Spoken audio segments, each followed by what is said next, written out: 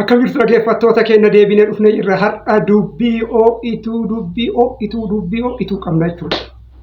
Kanaaf haga dhumaatti hundi keessanuu subscribe, share, like godhaa dhaggeeffadhaa. Dubbii kaleessa dheengadda ho'itu jechuudha. Isirraa kan dubbannu ta'a.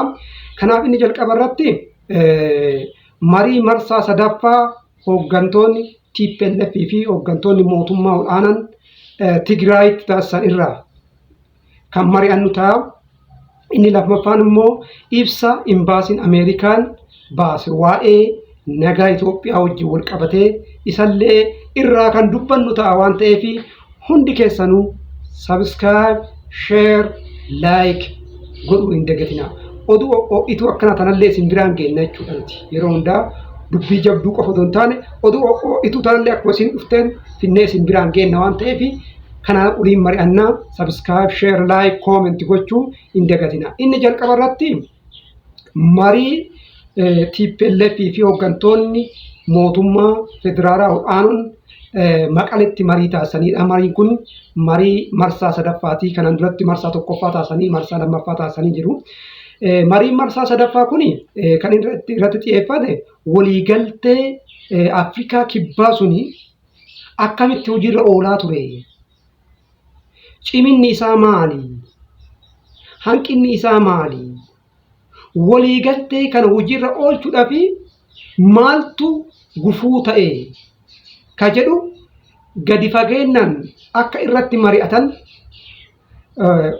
obbo Geetaachoo Raddaa pirezidaantiin naannoo Tigraay fuula tiitarii yookaan immoo X isaanii irratti kan maxxansanidha. Marii kanaan marii gadi fageenyaa akka taasisanii fi marii jaalalaa akka ta'ee fi waliigalteerra akka ga'anillee maxxansanii jiran jechuudha. Kun kana fakkaata. Kanaaf amma hariiroon mootummaa federaalaa fi mootummaa naannoo Tigraay jidduu jiru baay'ee cimaa dhufaa jira jechuudha. Walitti dhiyeenyi waliin dubbiin walii galuun dhumaa jira. Kun immoo siyaasa keessatti bu'aa qabaa, tasgabbii keessatti bu'aa qabaa jechuudha. Ifiin jechuudha waliigalteen garasii sun kan cimu taanaan waliigalteen naannoo Amaaraa nageenyi ni qabbanaa ni tasgabbaa jechuudha. Kanaaf kuni waan gaariidha. Kana ishee kana gurra isin buusuu barbaanna jechuudha. Inni biraa immoo ibsa imbaasii Ameerikaa Itoophiyaa keessatti argamuun bahe jechuudha. Ambaasaadar Misngaa kan baasanirraa kan dubbannudha. Namni kun erga gara Itoophiyaatti dhufee reef ji'a sadii ga'a. Ji'a sadii kana keessatti waan baay'ee hojjetaa jira.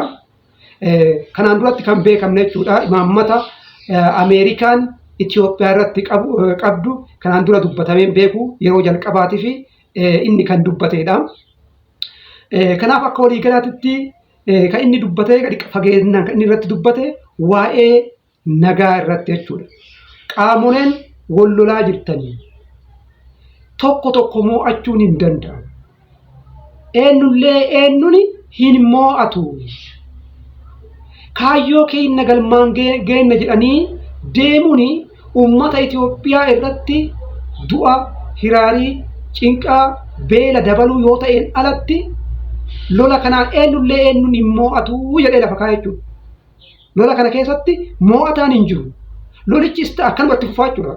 Mo'ataan hin jiru jechuun oluma loltaa uummanni namni du'aa, yeroo loltaa namni du'aa, kuun hin beelaa, kuun hin buqqaa akkanumatti fufaa jechuu barbaadeeti jechuudha. Walumaa galatti yaadni isaa kontekstuwaalii gaafa ilaaltu jechuudha.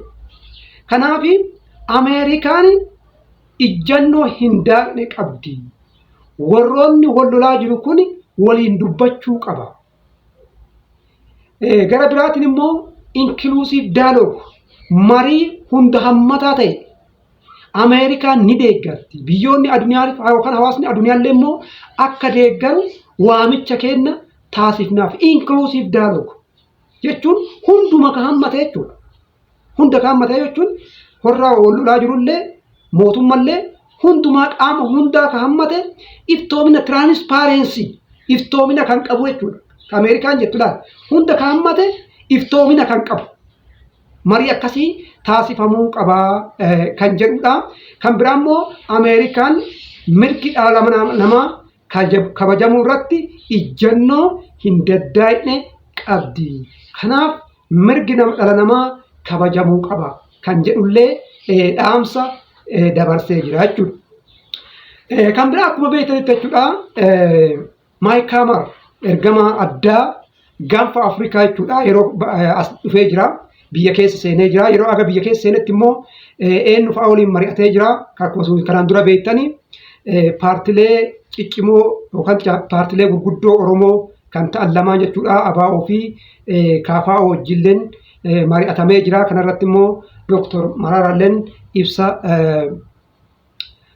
baasee dubbatee jira yookaan immoo barreessee jira. Kanarratti illee waan tokko akka waliin dubbatan namoonni hidhaman dhimma siyaasaatiin namoonni hidhaman akka gadi lakkifamanii fi mariin hunda hammataa ta'e akka adeemsifamullee waan kanarratti illee dubbatanii jiran jechuudha. Gara biraatiin immoo Mike Hammer bakka bu'oota mootummaa wajjin illee akka mari'ate fi yeroo gabaabaa keessatti waliigaltee irra akka ga'amuu fi nageenyi Itoophiyaa keessatti kallattii hundaan akka bu'u irratti dubbatanii jiranii. Walumaa galatti jeneraalii gaafa ilaallu mariin isaan jedhan kuni marii hunda hammateedha jechuudha. Marii baay'ee akka Itoophiyaatti komishiiniin dhaabbatee jira. Mormitoonni kan gaafataa jiranii mariin kuni hunda hin hammanne. Hunda hammachuu qaba. Qaama hundarraayyuu bilisa ta'een geggeeffamuu qaba. Waan akkasiiti kan isaan jedhanii iftoomina qabaachuu qaba. Ameerikallee waanuma kana fakkaatu jettee garuu maal jettee Ameerikallee iftoomina qabaachuu qaba. Hunda hammachuu qaba. Qaamni hunduu keessatti hammatamuu yookaan immoo qaamni hunduu keessatti gahee isaa taphachuu qaba ka jedhu jira. Kana fakkaataa dubbiin har'aa jechuudha. Haga dubbii biraatiin walitti deebinutti share, like, comment gochuu hin dagatinaa.